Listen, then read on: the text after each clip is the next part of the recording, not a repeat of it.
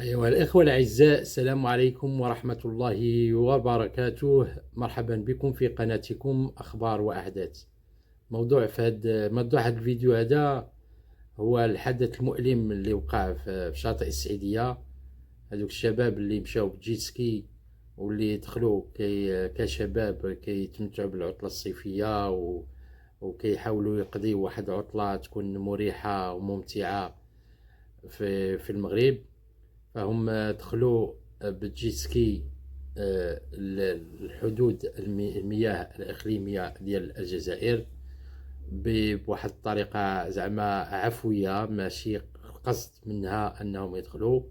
فهم تاهوا في المياه، لأن كنعرفوا أن في المياه البحرية ما كاينش داك إشارات والعلامات المرورية اللي كتكون في الطرق، فكيكون غير المياه. فهم تلفوا ودخلوا لواحد الجزء من المياه البحرية الجزائرية، ولكن كان دخولهم كانت هي نهاية ديال حياتهم بالرصاص على يد البحرية الجزائرية، بدون أن يحترموا حتى الأعراف الدولية في هذه الأحداث بحال هكا.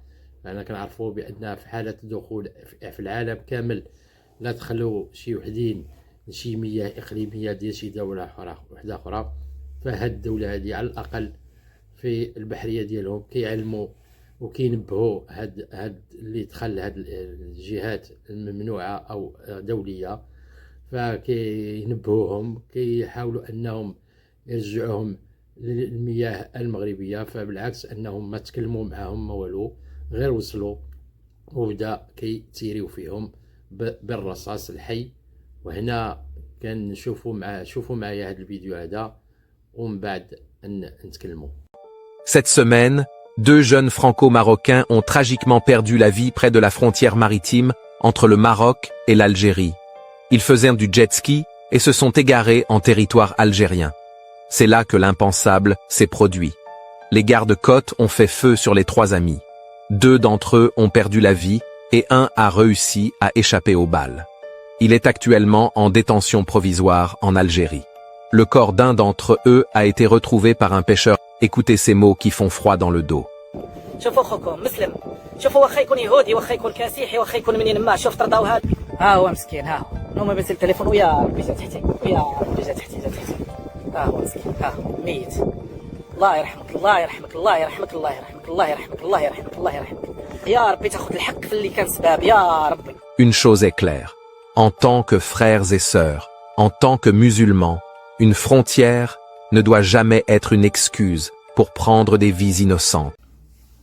والله لا، عيب وعار، عيب وعار. دولة جارة مسلمة عربية كتربطنا بها العديد من الروابط، لا الدموية والدين والأعراف والتقاليد وكل اللي كتربطنا بالإخوة الجزائر أكثر من اللي كيفرقنا. ولكن ولا كيهتموا أو النظام الجزائري ولا كيهتم غير بما هو يفرق أكثر ما هو أنه يلم الشمل وأنه يجمع هاد الشعبين. فأنه تسير بالقرطاس على الشباب في منطقة حتى لو كانت منطقة محظورة، فنبههم، رجعهم، طلب منهم أنهم يغادروا المكان، أنك تسيري فيهم وتقتلهم، لأنهم مجرد أنهم دخلوا لهاد المياه الجزائرية كيبان على أن هذا النظام هذا معمر هاد الجنود ديال البحرية بواحد الحقد وبواحد الكراهية للجار. هذا الجار هذا اللي ما كيمد دائما يدو، لأن باش تخمد هاد الفتنة هذه وترجع العلاقة إلى ما هي ما شكلها الطبيعي بين دولتين جارتين عربيتين مسلمتين. ولكن للأسف العقلية المتجمدة والعقلية ديال الناس اللي ما يمكن أن نوصفوهم إلا بالعقلية المتخلفة، كيبقاو بهذا النوع هذا، أنك تقتل الروح من أنه لشاب أو هنا جوج شباب وتخلي الأسر ديالهم كيتألموا لفقدان الأبناء ديالهم لمجرد أنهم دخلوا المياه الإقليمية الجزائرية.